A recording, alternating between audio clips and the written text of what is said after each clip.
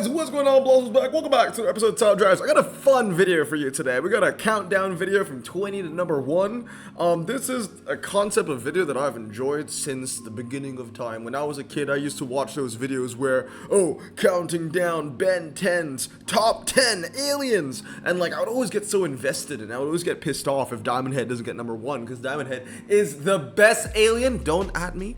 But until today, I found myself watching the top 10 most deadly John Wick assassins in the John Wick universe, and I found myself very invested in that video as well, and a lot of people were too, because the guy ranked Kane as number 3, and everyone's like, what do you mean Kane is number 3? Kane is obviously number 2, but anyway, in today's video, we're doing that. This is that video, okay? From 20 to 1, we're going to be going over every single legendary prize card that has been released in the first half of 2025, from January all the way to the end of June, and I'm going to rank them from the worst card release this year to the best car release this year. So without further ado, let's get into it. Okay guys, I encourage you to play along, okay? I've turned my camera off. You can see right here, these are the 20 cars that were released in the first half of 2025. From the Lamborghini Huracan STO all the way to the Cadillac ATS VR. This is not in chronological order, by the way. But yeah, these are all the 20 prize cards that we have released this year, whether it's a GT series or a Tri series or even a collection tag, whatever it may be. I want you guys to play along, okay? Make your own lists from 20 to 1, or if that's too much effort, make your top 5, what you think are the top 5 prize cards released this year so far, okay? But before we get back into the ranking, I just want to, have some fun with some pie charts, so donut charts, sorry. So this is basically all the prize cards released in the first half of 2025. As you can see, 30% of them are American, so most of the prize cards that we've gotten this year are American, 30%, 20% are Italian, 25% are French, 10% is Japanese, 5% is Austrian, which is just one car, and 10% is German. Now moving on to the tire types, as you can see, 30% are performance tires, 25% off-road tires, 40%, so most of the prize cars, almost half of the prize cars released this year are slicks, and 5% is all surface. So this is what it looks like, throughout the year in terms of RQ. You can clearly see that the highest RQ car release is the RQ100 Mazda series, the Mazda, sorry, not Mazda series 1, but the Mazda RT24P. And as you can see, it's there's some highs and lows here, but I did want to compare this chart to 2024, the first 6 months of 2024. So the green line represents 2024, and as you can see, not only did we get more prize cars in 2024, we got 22 releases within the first 6 months. This year we only got 20 releases, but the RQs of the prize cars released last year on average are just higher than the RQs of the prize cars released this year, which I think is pretty crazy. Last year we saw 3 cars in the RQ80s, but if you guys remember, one of the RQ80s is indeed the Couple Camaro, and then we got a lot of 100 pluses. We got 108, 105, 106, 102, 104, because things like the Zenvos are coming out and the Camaros are coming out and all that kind of stuff. The Rimac was the first prize car of last year as well, so yeah, there's a lot of that. But anyway, let us get into it. The top 20 prize cards, okay? Well, from the worst to the best. As always, I encourage you guys to play along, starting off with 20th. Now, we're gonna start off with the Citroen ZX Rally Raid. In my opinion, this is the worst and most forgettable prize car release in 2025. Now, one thing I need to let you guys know, as always, is that, this is a fun little video. This is my personal opinion. Some of these cars that I rank pretty low might be pretty useful for you, based on the fact that it might be your only prize car or whatever that may be. But this is my personal opinion. I think that the Citroen ZX is the worst one of the year. I mean, this was such a forgettable prize car. As always, with every single one, my verdict will be on the right side of the screen. But, basically I just said that it's a forgettable prize car. It was a grand prize for Sarah's collection. It's the worst French legendary off-roader in the game. There are 14 French legendary four-wheel drive off-roaders in top drives, and this is 14th out of 14th. If you rank it out of high ground clearance off-road legends, because I know what people are going to say if they try and defend this. They're going to be like, well, Blossom, it's high ground clearance. Dude, it's sitting 4th out of 7th, so it's not been good in that basis either. and it's hitting 4th out of 7th, and I think the only 3 cars that rank lower than the Citroen ZX, they used to be epics. At least one of them. One is the Borrego, and I forget what the other 2 cars are. But this thing is not a good car at all. This is, in my opinion, the worst prize car release of 2025 so far. No Mitsubishi go-karts this time. Now moving on, 19th position. Now, as you will tell, with all the countdowns from 20th to 10th, none of those numbers will have any colors because they don't deserve it. But I think from 9th place onwards, I'm giving them colors because they're kind of good. So 19th place, I can already see some people getting, annoyed with this one, but I think it's the KTM Expo GT2. I don't care if it's RQ94, I don't care if it has, semi-decent stats or whatever it may be. It's just a useless prize car, a very useless prize car. The fact of the matter is, this is Austrian and it's KTM. It comes from a very obscure country in top drives. It comes from a very obscure manufacturer in top drives, and this is a huge hindrance, right? I've said it so many times on the channel. You're not gonna get any KTM events in clubs. You're not gonna get any Austrian events in clubs. You're not gonna get a 5 times Austrian event in whatchamacallit, in the multiplayer scene. You're not gonna get a 5 times KTM event in the multiplayer scene, right? You're not gonna get any Austrian KTM requirements in Yellowbird or single player or anything like that. The KTM Expo is freaking useless. You can't use it for anything. The most Hutch could probably do is do an event where it's like Sweden and Austria times 5. But for that, even if they put like a test bowl or a 1 mile, you want to use a Koenigsegg. And if you want to use like a slalom G-Force kind of car, you're probably better off using like an epic KTM Expo R, depending on how much RQ you can use. This is a very expensive prize car, and if you can only use 1 or 2, 90 plus RQ cars, most people are going to favor the Drags and use the Koenigsegg's in that hypothetical scenario, right? So they're very, very, very limited situations where you can use the Expo. I've owned this car for half a year at this point, and I've only used it like 2 times. It's terrible. So yeah, it's in my opinion, it's just a virtually useless car, right? It also comes from an update where, if you want to use a car for the drags, you got the McLaren Speedtail, but if you want to use a car for corners, you got the Peugeot 905, for example. So the KTM Expo GT2, in my opinion, is the second worst prize car given out at 2025. I already know that this is a little bit of a hot take because, it's a 94 RQ car, but guys, take off your rose-tinted glasses and let's not judge, superficially for a second. This thing is genuinely useless. Now, moving on, in 18th position is the Lamborghini Authentica. I did win this one, and I quite like this car, to be honest. I think it's quite a good-looking car, and I do like the yellow or gold accents with the black, or carbon fiber or whatever that may be. I think it's a pretty cool-looking car. However, as I say in my verdict, it doesn't erase the fact that it is just another Lamborghini. It is the 17th highest-ranking Lamborghini in the game, and it performs worse than many previously released Lamborghini prize cars. Think about like the SVJ, for example, or the Sesto Elemento, or the Pesto Elemento as I like to call it. It's also worse. It performs worse than the car coming next, which is in 17th place. It's the Lamborghini Countach LP800-4. I'm just showing you some, top drives record times over here. As you can see, the Countach is better on 1 mile, half mile, quarter mile, fast circuit, G-force, karting, slalom, test bowl, twisty circuit rolling. I mean, if the Countach is better then the Authentica on a 1 mile all the way to a freaking slalom, that it's probably going to be better than it in everything in between as well. Because 1 mile and slalom, they're like on both spectrums. One is super fast, one is super twisty. Odds are if you're winning a 1 mile and a slalom, if you're beating an Authentica for a 1 mile and a slalom, you're probably going to beat it for like a hairpin road and a twisty circuit. But yeah, this, like I said, same notes as the Authentica, but it's just a little bit better. That's all. Moving on, in 16th position is the Renault Alpine A442. Although it's the best pre-80s French car, Hutch will never make an event for that criteria. And the main reason for that is because there are only 4 cars, Ultra and above, that are pre-80s and French. I think 2 of which are legends. 1 is an epic and 1 is an ultra, or 1 legend, 2 epics, and an ultra. It's like 1, 1, 2, whatever it may be. But yeah, they're never gonna make an event like this. You're never gonna see a pre-80s French event in top drives. That's just never gonna happen, and that's mainly because there are not enough cars for you to use. People are gonna rage. I mean, if Hutch ever did an event like this and there were only 4 cars for you to use, just imagine the amount of people that are gonna complain. The amount of free-to-plays that won't even be able able to join the event because they don't have any of these cars, right? And imagine the pack. They wouldn't sell the pack. The pack would only give you like 1 epic, 1 legend, and 2 ultras, or whatever that may be, right?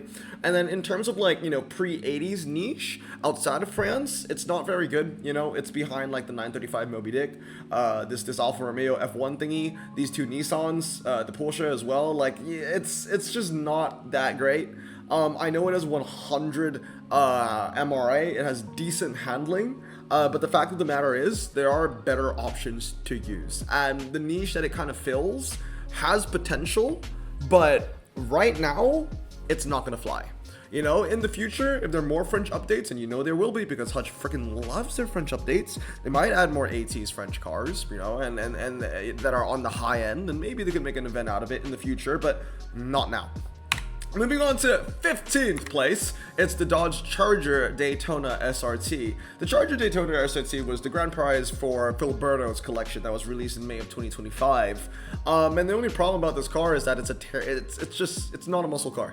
In every definition, okay? There's no such thing as an electric muscle car in terms of, like, you know, the real life factors, but also in top drives, it doesn't perform like a muscle car. First of all, it's 4-wheel drive, so that's already a little bit wrong. It has handling of more than 80, so that's already a little bit wrong. It doesn't really have a lot of, you know, MRA as well. 0 to 60 is lowish, but it's not going to be a dragster by right. Yeah, I don't think this is a great car. I think it's only useful for, you know, wet muscle car or wet Dodge events. And even then, you know, when you think about wet Dodge, there are 4-wheel drive center tire Dodges like the Hornet. So I don't think that this is probably going to be beating a Hornet, even though it recently got nerfed on like things like slalom and car park and G-force. But it might be able to beat a Hornet on like a fast circuit, twisty road, maybe even. But yeah, that's the problem. This is just a very strange car where you're only going to need it in 2 very niche scenarios, which is a muscle car event where you need wet tracks, or a Dodge event where you need wet tracks, and that's about it. Otherwise, it's completely obsolete, and this is a car that I don't think a lot of people are going to be using. The other Charger Daytona, by the way, or the other Charger, whatever it's called, I don't really pay attention to new Dodges anymore because, you know, Stellantis absolutely butchered the brand, but the other one, the Silver Charger, that's also a prize car, that has 1 more handling as well, and I feel like that's going to be to the detriment of this Daytona SRT. So yeah, not a good finish for this. 15 best prize car of the year. Moving on to number 14, we've got the Audi RSQ8.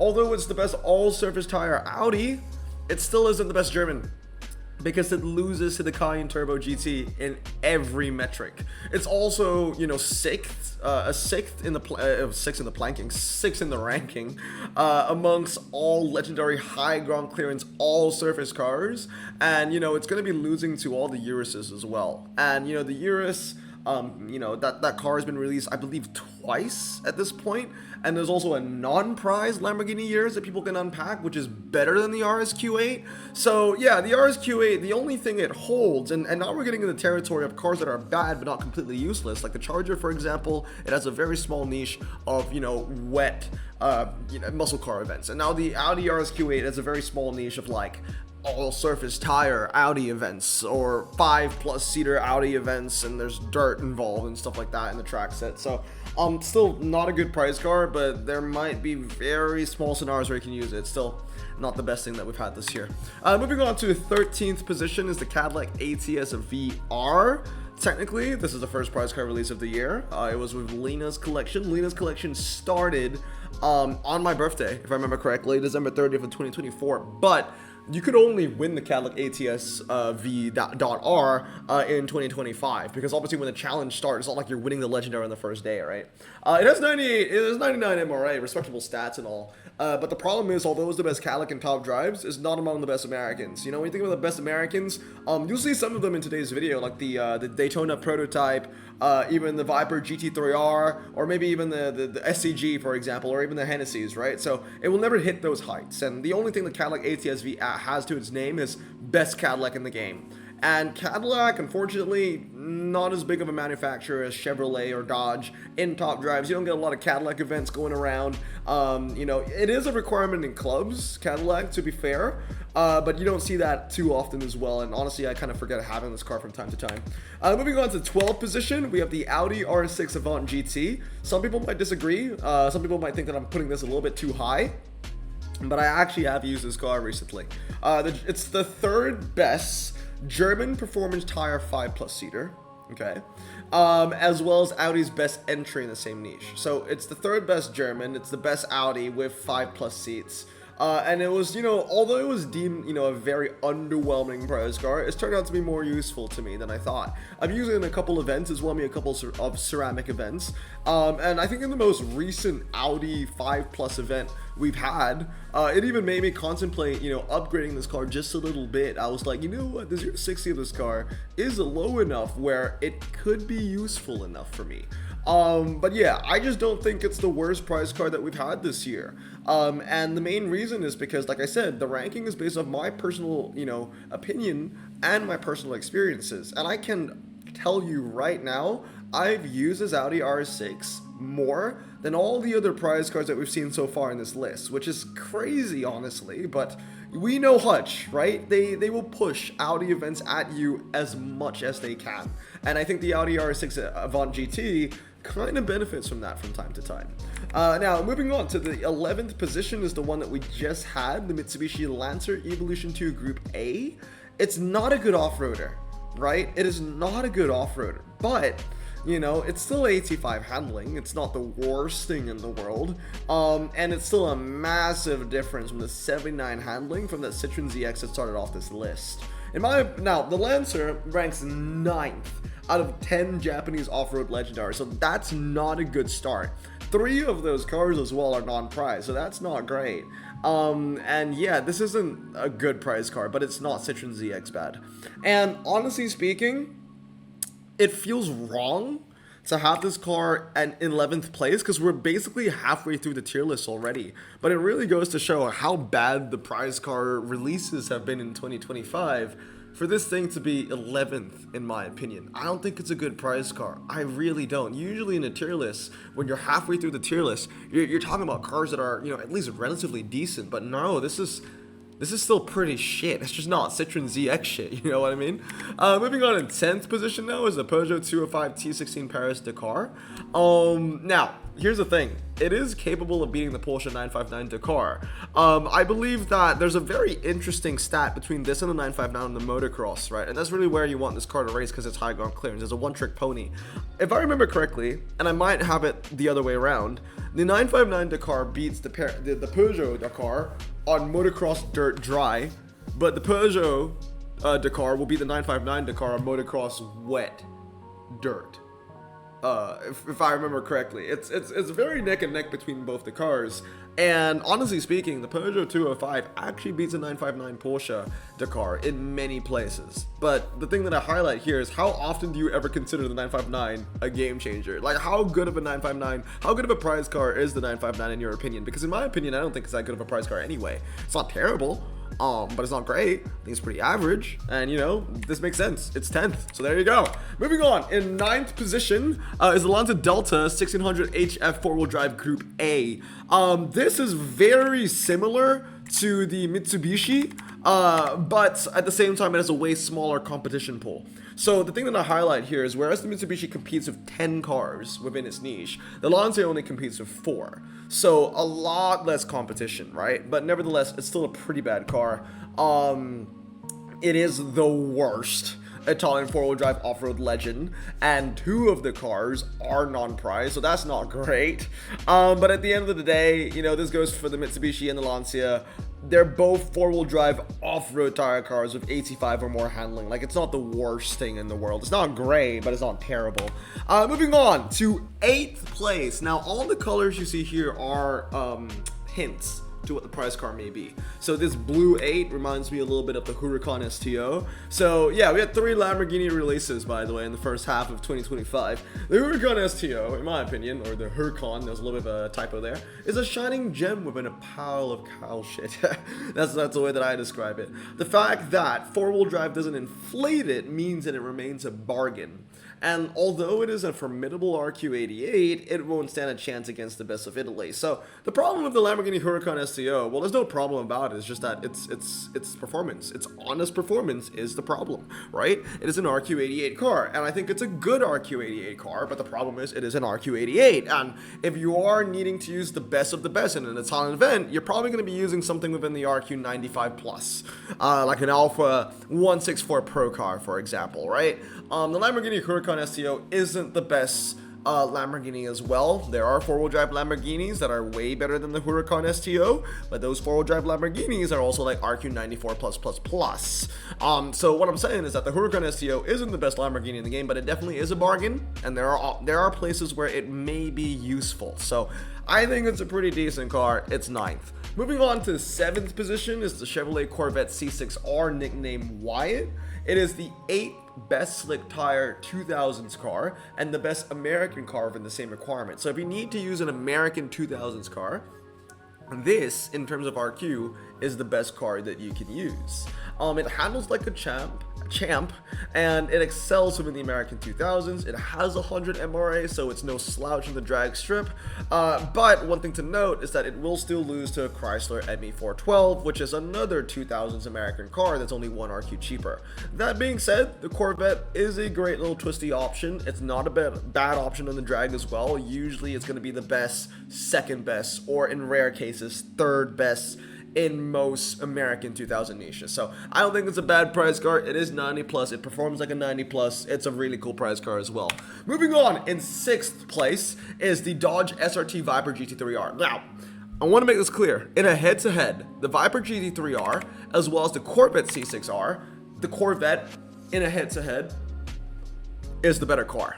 But I'm ranking the Viper, not out of Dodge bias, okay? But I'm ranking the Viper higher than the Corvette for the same reason I'm ranking the Lancia higher than the off-road Mitsubishi, right? The Corvette isn't the best Chevrolet in the game, but the Dodge Viper GT3R is the best Dodge in the game, right? So the problem with the C6 is it still has to compete against the Daytona, but the problem that doesn't have, or the problem that the Dodge Viper doesn't have, is that it doesn't need to compete with anything else. It's the best.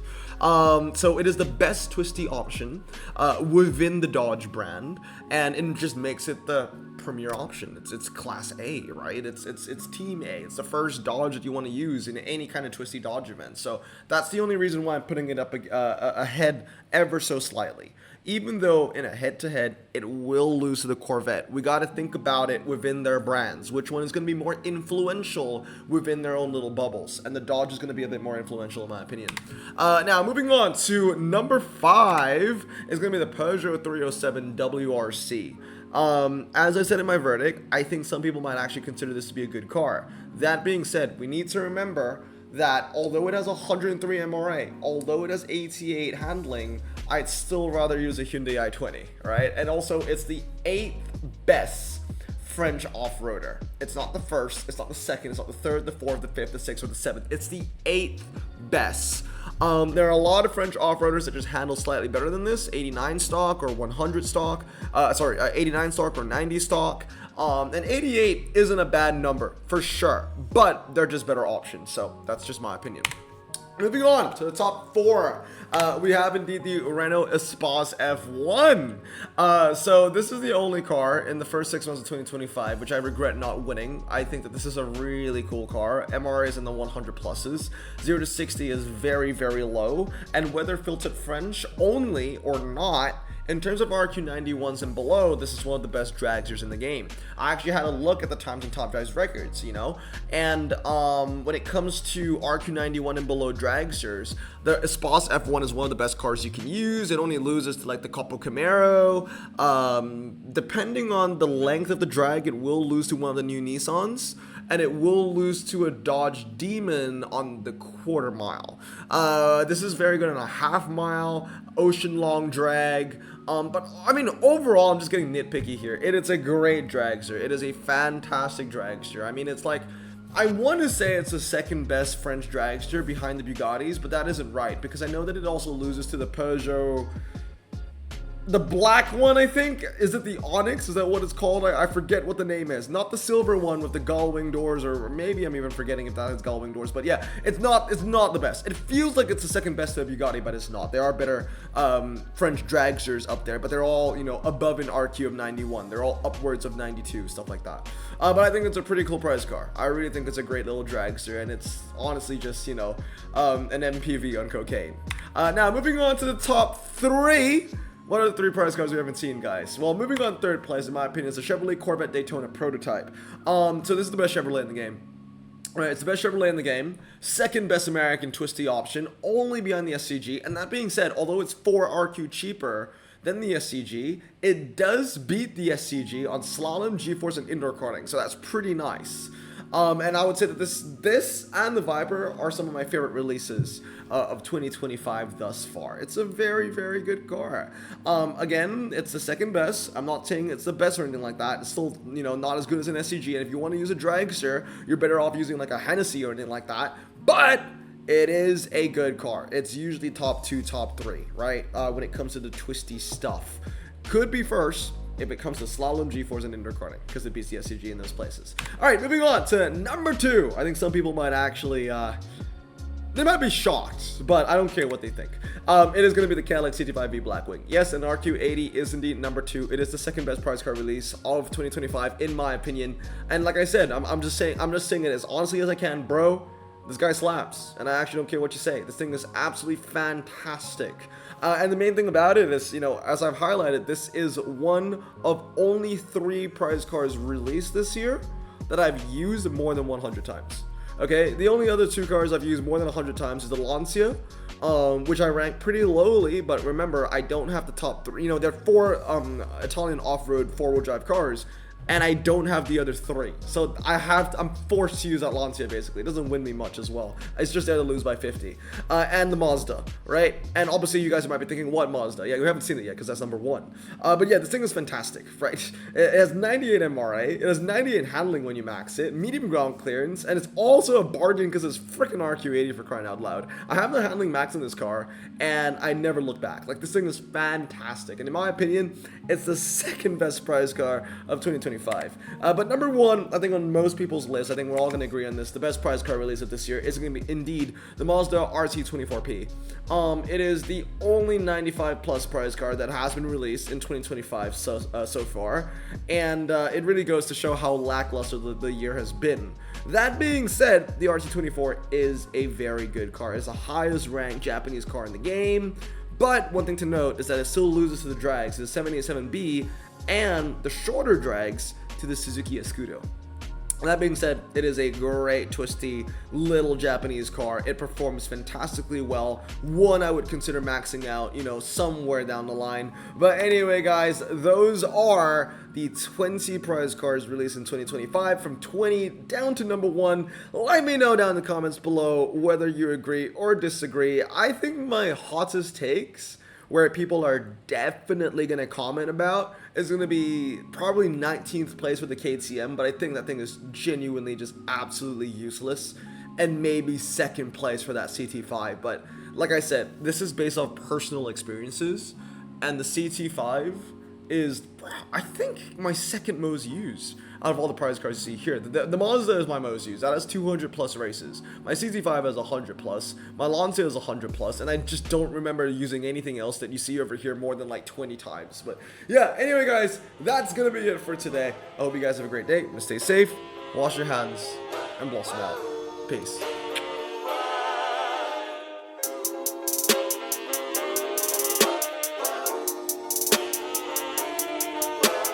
Bro, this song just makes me so happy. Me too. Imagine being Asian in the 50s, looking nifty, leather jacket, looking sleek, look like Presley, look so deadly, got a jukebox back at home, feeling jazzy, turn it on and play it slow, like the movies with the ladies. They so fine. Imagine being Asian in the 50s, looking nifty, leather jacket, looking sleek, look like Presley, look so deadly, got a jukebox back at home, feeling jazzy, turn it on and play it slow, like the movies with the ladies. They so fine. Sit back, relax in my Bonneville Pontiac. Hold tight all night, cruise to Jacksonville Atlantic. Blonde hair, don't care, look like Leslie Brooks. Pin up girls every